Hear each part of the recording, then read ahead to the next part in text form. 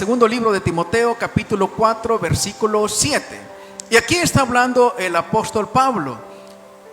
Dice Pablo: he peleado la buena batalla, he acabado la carrera, he guardado la fe. Cuando Pablo hace esta declaración, y él mismo lo dice en los versículos anteriores, estaba cerca de ser sacrificado, dice Pablo. Y también dice Pablo: estoy cerca de ser entregado como en libación, como en un sacrificio para el Señor. Y no era que el Señor estaba pidiendo su sacrificio, sino que el sistema lo iba a justiciar. Y Pablo en esa declaración está diciendo: yo he terminado mi carrera, ya no hay más. Y si nosotros nos ponemos a ver la vida del apóstol Pablo, nosotros nos vamos a dar cuenta que fue una vida exitosa. Antes de Cristo, o antes de conocer a Cristo, él había alcanzado muchas metas y él iba escalando posiciones.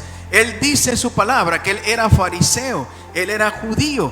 Él había nacido en una ciudad en Tarso de Sicilia, que no era una ciudad cualquiera, y también tenía un puesto en el Sanedrín. En el libro de Hechos capítulo 26, él dice: cuando los cristianos eran apresados, yo daba mi voto para que muchos fueran muertos. Y cuando él dice que él daba su voto, es porque tenía una posición ahí en el Sanedrín. Entonces tenía cartas, tenía poderes de los sacerdotes, de los sumos sacerdotes, para actuar en representación de ellos, y más que todo para aprisionar o meter en la cárcel a los cristianos, en ciertos casos matarlos. Entonces él iba creciendo, tenía una fama, tenía un nombre. La Biblia dice que cuando muere Esteban, aquel diácono de la iglesia primitiva, cuando aquel hombre es apedreado, antes de ser apedreado, fueron y consultaron con Pablo. Ahí era Saulo todavía, y él dio su aprobación, y eso nos habla de que este era un hombre importante. Y si hubiese pasado más tiempo y él no hubiese conocido a Cristo, hubiese llegado a los más altos estadios, a los más altos niveles de la religión farisaica, que era la que gobernaba en aquel tiempo. Y luego de que conoce a Cristo, usted sabe lo que representa Pablo para la iglesia, el fundador de las iglesias. Y de hecho en el libro de Apocalipsis encontramos el Señor diciéndole al apóstol Juan y hablándole que tiene que entregar unas cartas a las 7 iglesias fundadas por Pablo. Y Pablo hizo 3 viajes misioneros, y Pablo entraba en las ciudades, amados, y donde entraba Pablo era un alboroto, era una revolución. Y Pablo llegó a Grecia, Pablo llegó a todo Asia, etcétera, etcétera. Llegó también a España. Entonces Pablo, amados, fue un hombre exitoso. Pero cuando vemos que Pablo está ya cerca de despedirse de esta tierra, y él comienza a ver atrás, lo que él valora más es haber guardado la fe. Dice: he peleado la buena batalla, he retenido la fe. La palabra guardar es retener, ¿verdad? Es guardar, es conservar algo, es impedir que salga, que se mueva o que desaparezca, independientemente de lo que nosotros sintamos. Y cuando Pablo dice: he peleado la buena batalla, amados, está haciendo una alusión a eso, que los soldados en la batalla pueden tener todos los temores del mundo, pero tienen que mantenerse firmes. Pueden tener la familia más numerosa y más linda, ¿verdad?, de sus lugares donde ellos son de origen, pero ahí en el campo de batalla ellos tienen que estar a pesar de que tienen una familia, y exponerse a pesar de que tienen una familia. Quizás sean heridos, quizás tengan que estar en la vanguardia, o quizás tengan que estar en la retaguardia, pero tienen que mantener una posición. Y Pablo habla acerca de eso, y Pablo dice: yo he peleado la buena batalla, pero he conservado la fe. Y yo encuentro que para Pablo uno de sus mayores logros, o el mayor logro que él aquí nos está dando, es haber retenido su fe hasta el final.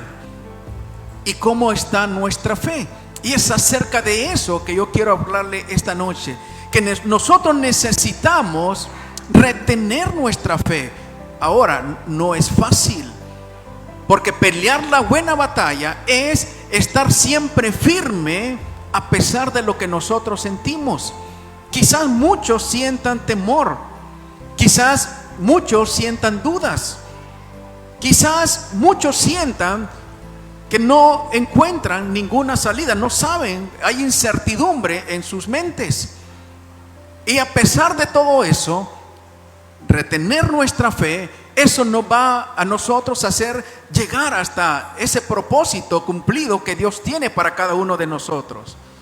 No sé cuántos saben que Dios tiene un propósito para cada uno de nosotros.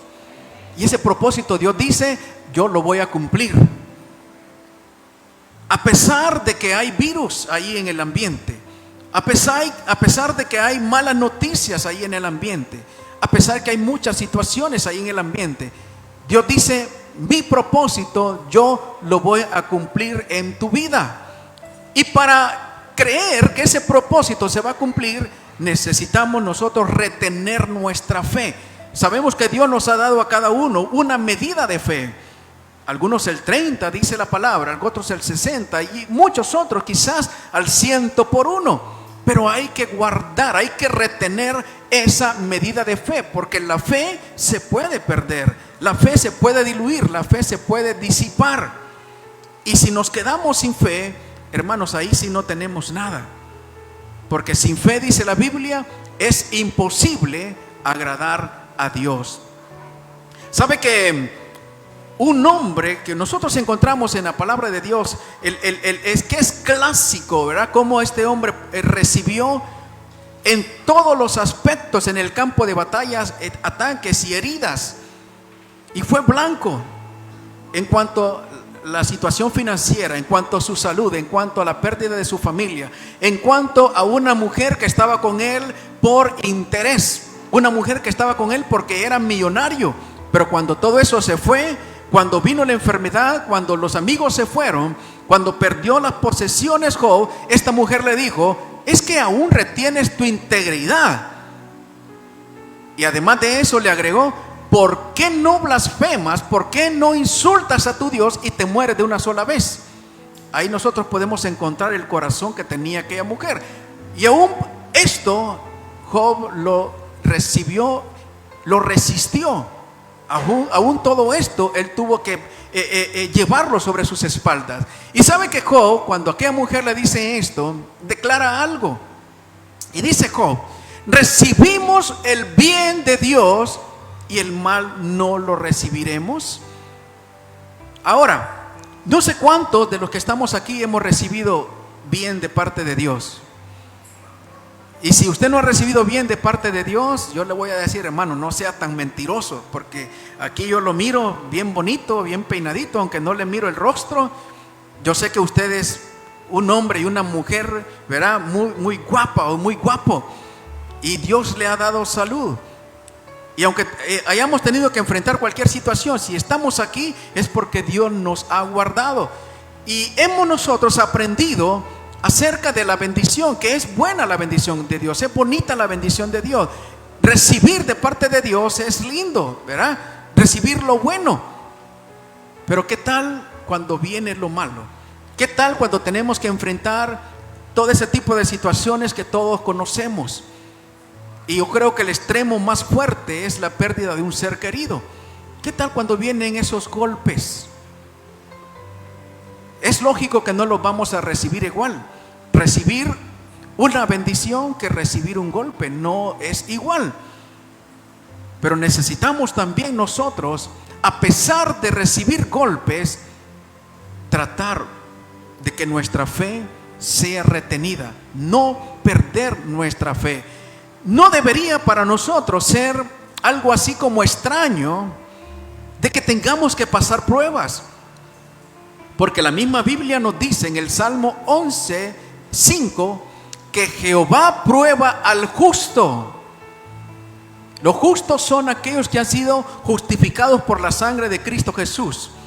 Cuando Dios ya nos mira a nosotros, ya no mira nuestro pecado, sino que mira la sangre de Cristo. Eso nos hace justos delante de su presencia. Pero el justo, dice la palabra, tiene que ser probado. Y esa es la parte que a veces no nos gusta. Y esa es la parte que a veces nosotros mismos no enseñamos. Y nos quedamos solamente con la parte de la bendición, con la parte de la prosperidad, con la parte de recibir lo bueno.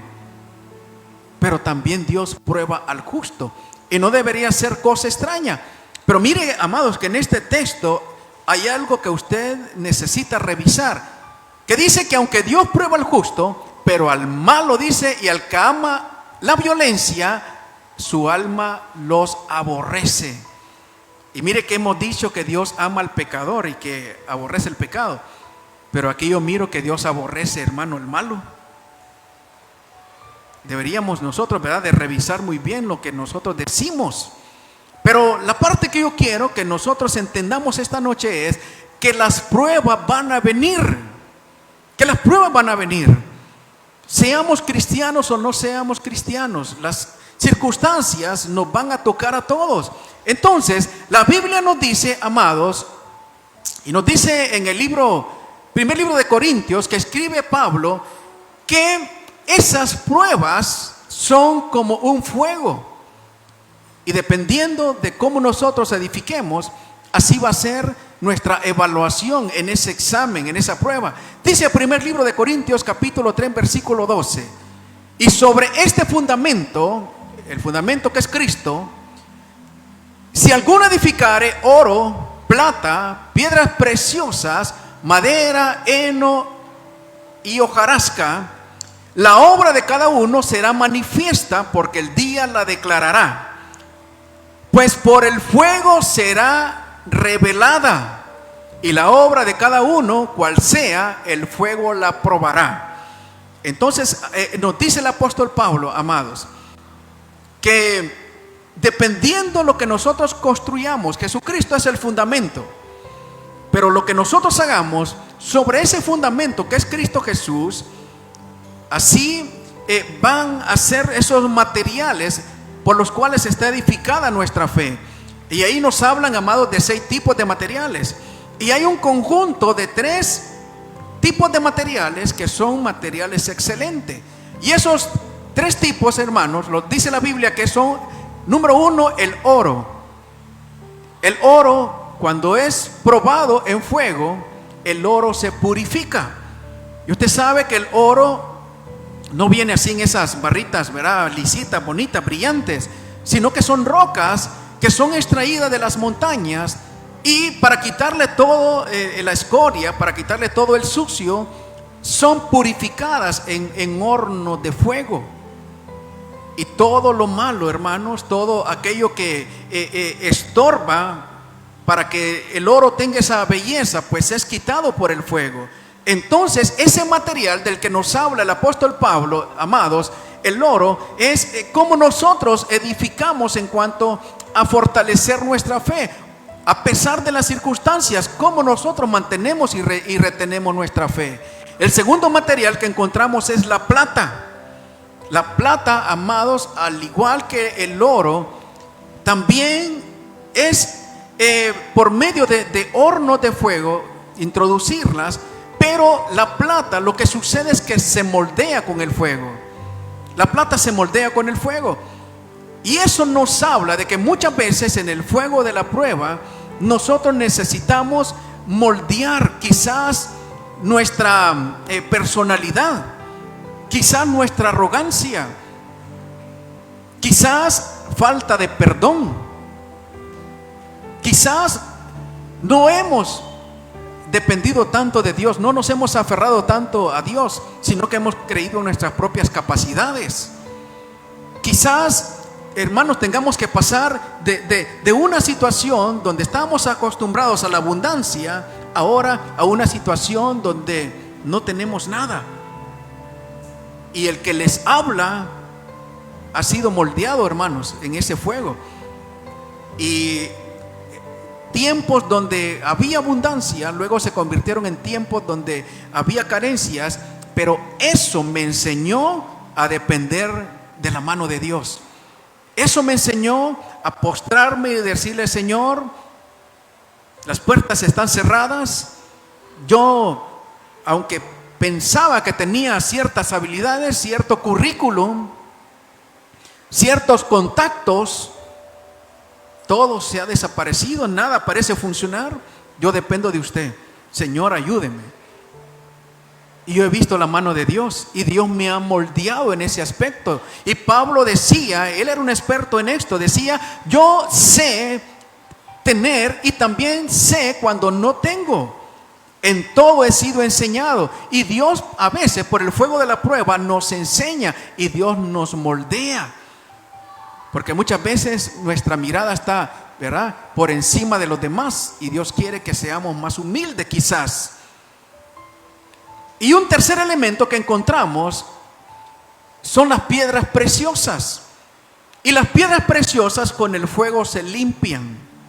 Y quizás muchas veces el fuego de la prueba nos limpian, hacen que nos revisemos, que miremos cómo hemos estado viviendo. Muchas veces los fracasos vienen cuando tomamos malas decisiones, cuando de repente creemos que podemos permitirnos algunas canitas al aire, como dicen por ahí, y las cosas nos van mal, fracasamos.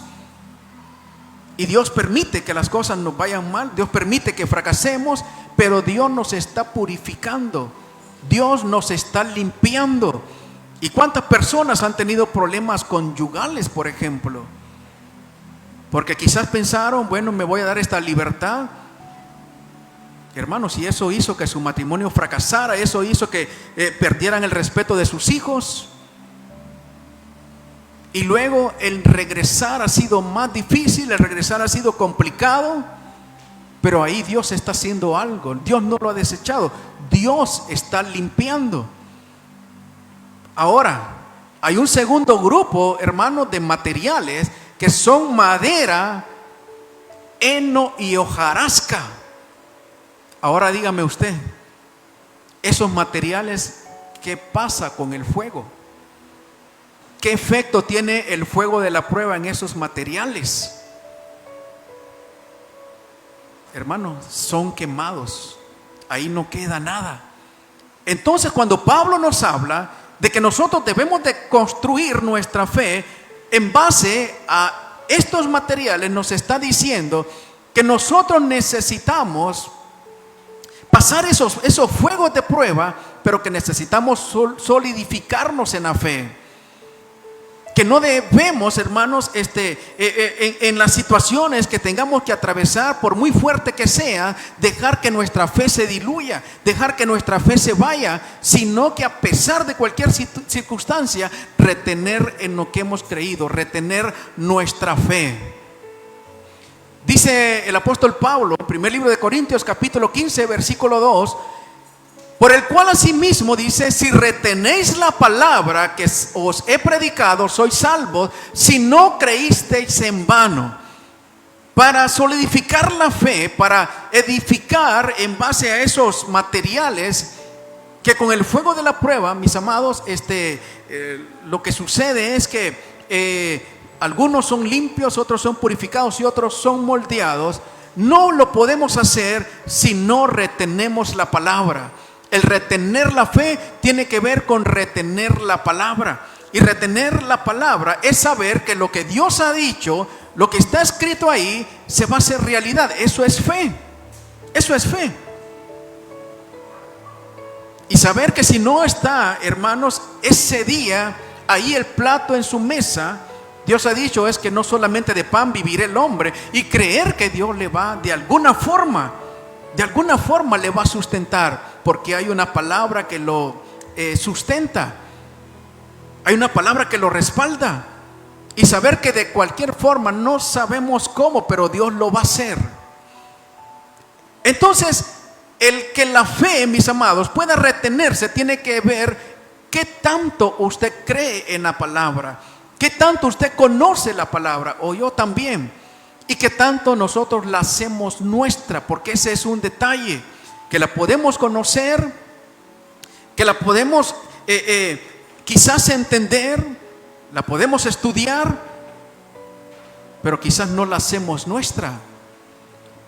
Sabe que yo miraba un predicador y este predicador dice: miren, me van a perdonar, pero yo soy un ladrón. Y hermano, y cuando dijo eso, yo creo que muchos, ¿verdad?, les pasó: este está reconociendo que, a saber que dónde se meten los diezmos, dónde se meten las ofrendas. Pero él dijo, después de unos segundos: soy un ladrón de bendiciones, dice. Digo yo, bueno, aquí te salvaste.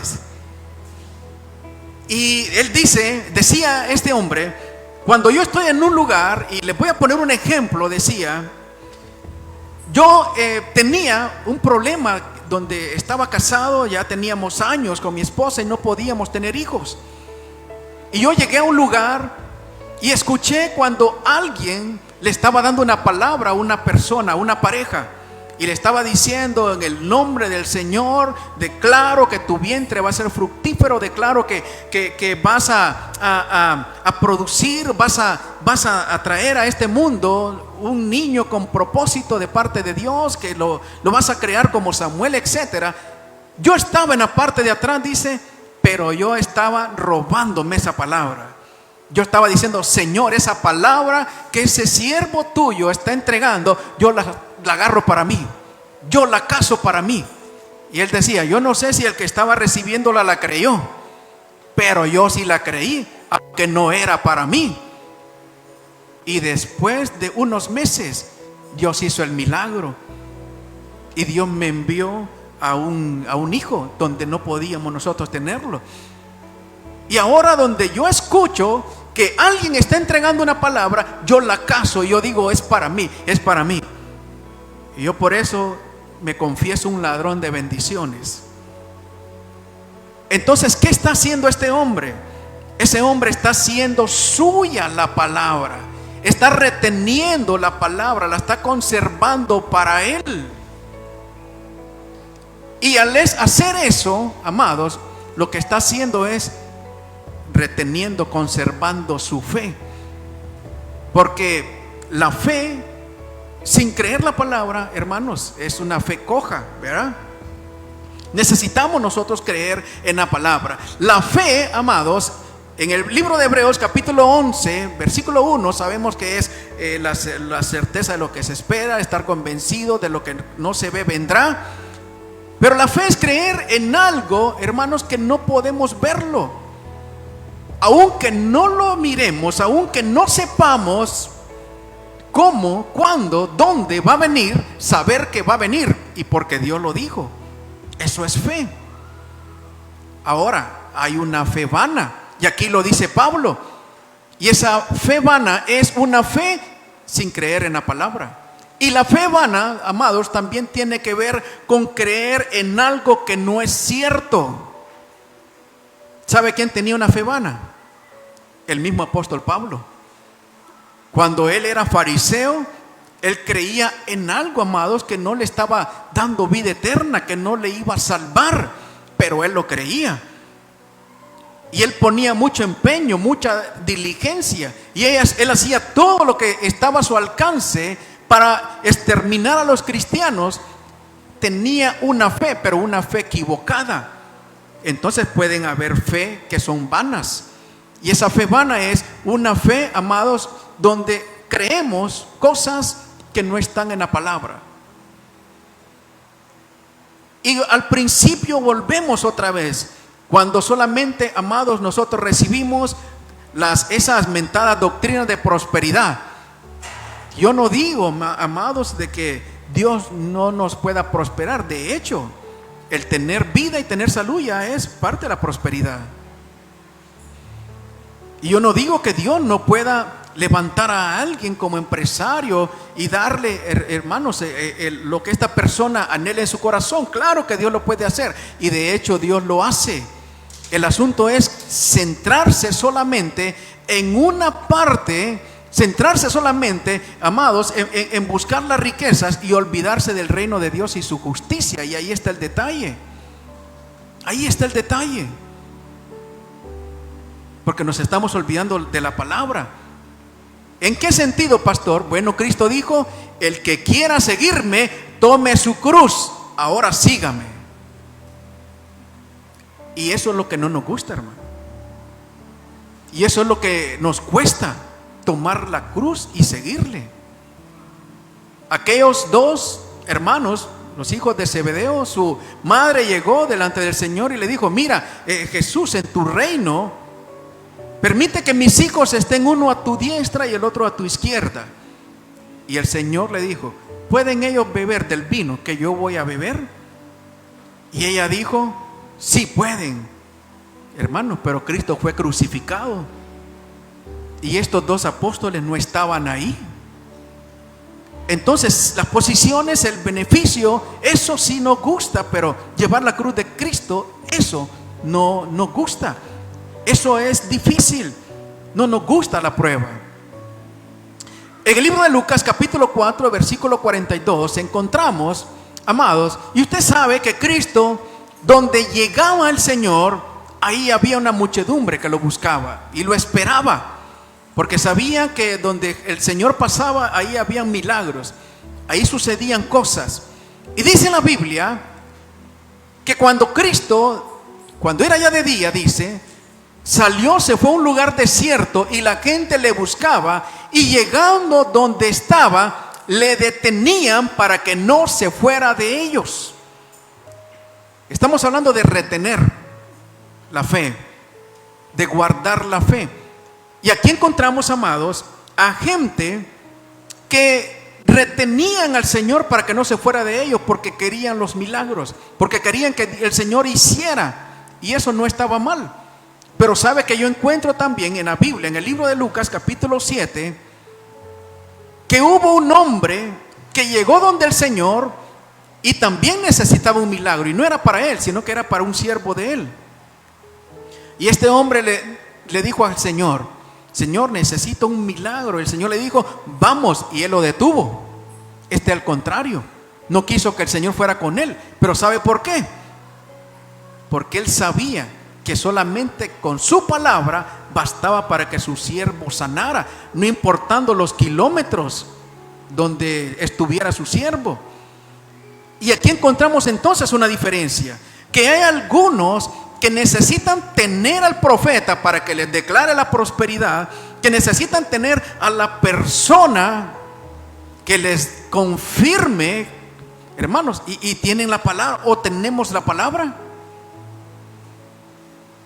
Y el Señor se maravilló con aquel, dijo: yo no he visto una fe tan grande aquí en Israel como este romano, como este soldado. Él sí sabe lo que es una palabra mía de autoridad. Aquellos retenían a Jesús porque decían: es que lo tiene que hacer personalmente. Pero no sabían que Jesús era el Dios que con su voz creó todo lo que existe. Y él solo dijo: sea la luz, y se hizo la luz. En su palabra, amados, ahí está la autoridad.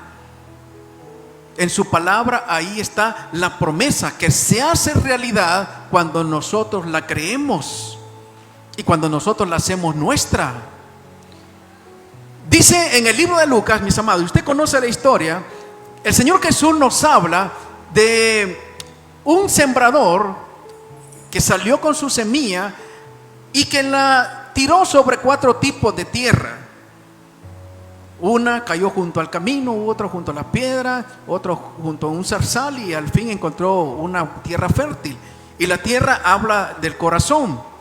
Pero hay una tierra donde cayó que fue entre pedregales. Y eso simboliza, dijo el Señor, aquellos que reciben la palabra con gozo.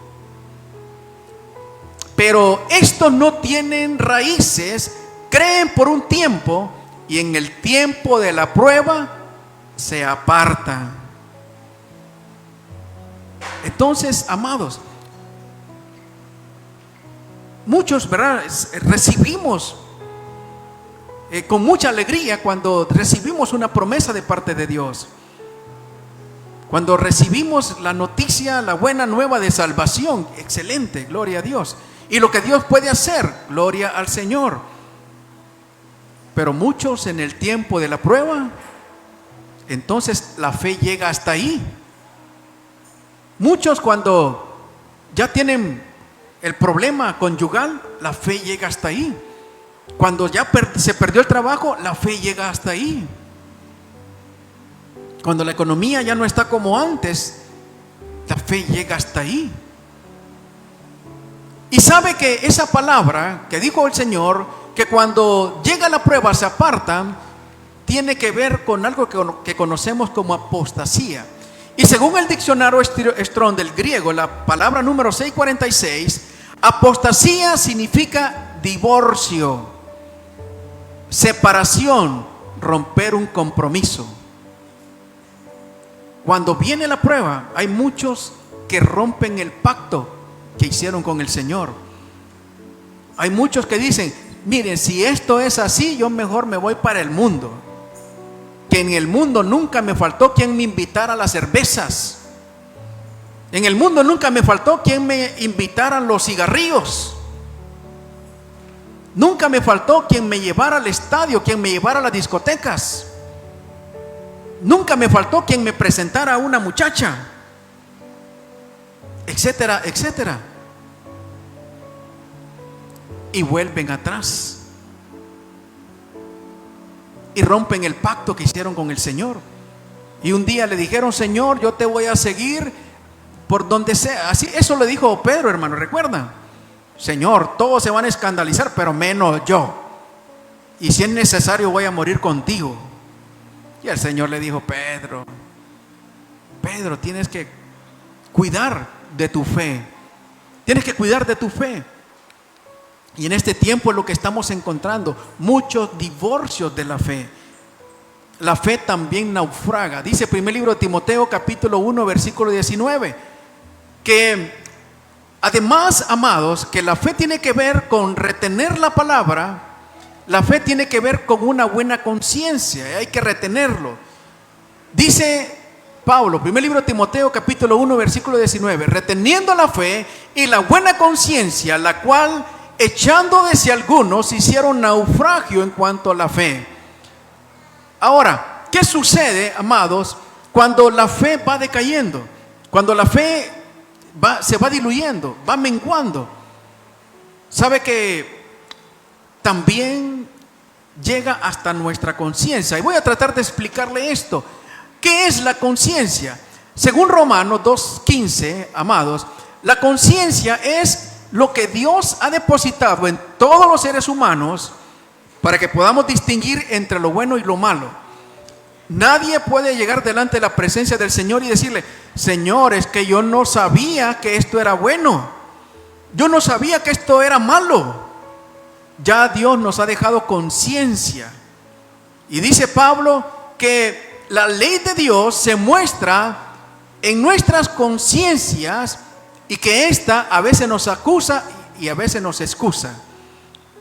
Cuando alguien hace algo que no está bien, lo sabe, hermano, lo sabe. Sabe que ha hecho algo muy mal. Y eso es conciencia. Hay personas que tienen una buena conciencia, gente que no le hace mal a nadie, gente muy respetuosa, gente que es buen ciudadano, buena ciudadana, ¿verdad? Gente que ayuda al prójimo. Son personas que tienen una buena conciencia, y esa es una base, ¿verdad? Una persona que tiene una buena conciencia y viene a Cristo, viene con una buena base, con una gran base. No le va a costar mucho caminar en los caminos del Señor. Ahora, hermanos, la fe es, y vamos a poner el ejemplo de Hebreos, que dice que por la fe Abraham, siendo llamado, obedeció para salir al lugar que había de recibir como herencia, y salió sin saber a dónde iba. La conciencia es la voz de Dios hablándole al hombre, pero la fe es obedecer esa voz. No sé si me estoy dando a entender esta noche, porque hay muchos que tienen buena conciencia, no hacen mal a nadie. Quieren de alguna forma participar en apoyar al prójimo, pero no escuchan la voz de Dios. Entonces Pablo dice que muchas veces la fe naufraga porque a medida que la fe se va deteriorando, hermanos, la conciencia va siendo afectada y ya dejamos de escuchar la voz de Dios. Y ya nos permitimos ciertas cosas que sabemos que no están bien, no tanto por fe, sino que por conciencia. Pero dice Pablo que la conciencia se cauteriza y muchas veces hace que escuchemos a espíritus de demonios. Hermano, sabe que hay personas, amados, ¿verdad? Y no se sientan ofendidos, pero aún hay cristianos que cuando ya no encuentran respuesta por ningún lado, visitan brujos, hermano. Visitan brujas que les lean las cartas a ver cómo le va a ir. Hermano, ¿qué sucede ahí en ese corazón? La conciencia ha sido cauterizada. Ya, hermano, no estamos hablando de fe, estamos hablando que hasta la conciencia ha sido, hermanos, ahí lacerada. Y en tiempos de desesperación, en tiempos de desesperanza, hermanos, la gente busca cualquier tipo de situación o cualquier voz que le pueda decir que va a salir adelante, hermanos, y se olvidan de que tenemos la palabra, y se olvidan de que tenemos a un Dios que nos ha dejado su promesa y a un Dios que ha dicho que no nos va a dejar. Entonces, amados, la conciencia, hermanos, es una base. La conciencia es la voz de Dios hablándole al hombre, pero la fe es obedecer la voz de Dios a pesar de las circunstancias, a pesar de los problemas. Le decía, le aconsejaba Pablo a Timoteo: pelea la buena batalla de la fe. Ya sabemos que es eso, hermanos, que a pesar de los sentimientos, a pesar de lo que yo no quiero, seguir firme en la fe. Y le dice: echa mano de la vida eterna. ¿Qué es esto de echar mano de la vida eterna? Echar mano de la vida eterna, amados, es saber quiénes somos. Es saber, hermanos, cuál es nuestra posición delante de Dios. Es saber para qué fuimos llamados. Es saber, amados, que tenemos un Padre y que somos sus hijos. Y le dice Pablo a Timoteo: Timoteo, te vas a encontrar que vas a tener que luchar, vas a tener que batallar. Tienes que pelear la buena batalla, mantenerte firme. Tienes que echar mano de saber quién eres, de saber cuál es tu identidad. Y si sabes cuál es tu identidad, sabrás que tienes un Padre y que tu Padre nunca te va a dejar de la mano, que tu Padre siempre va a estar contigo a pesar de. Y nos dice el Señor en el Salmo 91, creo que es el versículo 14: con Él estaré yo en aflicción. Hermanos, en aflicción el Señor ahí está. Pero el asunto es que no queremos la aflicción, no queremos pasarlo. Pero no significa que el Señor no está ahí. Ahí está. En la enfermedad el Señor está ahí. En la tristeza el Señor está ahí. Dios siempre está ahí. Y voy a terminar, amados, con esto. El Señor le dijo a Pedro, cuando Pedro le dijo: Señor, yo nunca me voy a escandalizar de ti, y si es posible morir contigo, voy a morir. Y el Señor le dijo: Pedro, Pedro, el gallo va a cantar 3 veces, 2 veces, y tú me has negado ya 3 veces. Pero ¿sabes una cosa, Pedro? Yo voy a rogar por ti para que tu fe no falte. Para que tu fe no falte. Entonces, para que tu medida de fe siga igual. Para que no pierdas tanto la fe que te alejes de mí.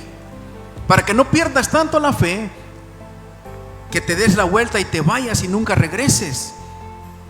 Ahora, amados, sabe que nosotros tenemos al Señor allá en los cielos, intercediendo para que nosotros también nuestra fe no falte. Y quizás más de algunos se ha sentido debilitado en su fe. Y yo no lo critico, hermano. Yo no lo critico. Pastores, que usted tiene una gran fe, ¿verdad? Hermano, yo también, hermano.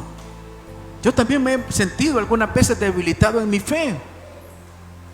Pero yo sé que tengo un Dios que cuando yo estoy, amados, con mis baterías ya, con la última rayita, Él está intercediendo por mí para que Dios me fortalezca, para que mi fe sea aumentada y para que en esos momentos de prueba mi fe no falte. Pero ese es mi Dios, hermano. Yo no sé el suyo. El suyo hará eso, hermano. Hermano, mi Dios es su Dios, hermano. Por eso somos hermanos. Hermanos, su Dios está allá en los cielos delante del Padre, intercediendo y diciéndole al Padre: Padre, ayúdalo. Padre, mándale ángeles ministradores para que lo fortalezcan.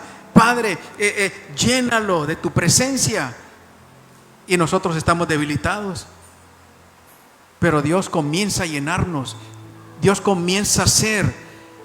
Dios comienza a hablarnos al corazón. Y esa voz que tenemos, amados, comienza a decirnos: yo estoy contigo, no te preocupes, vas a salir adelante. Levántate, busca mi palabra, busca mi promesa. No le creas a las circunstancias, no le creas al mundo. Cree en mi palabra, cree que mi propósito en ti, yo lo voy a cumplir. Entonces, amados,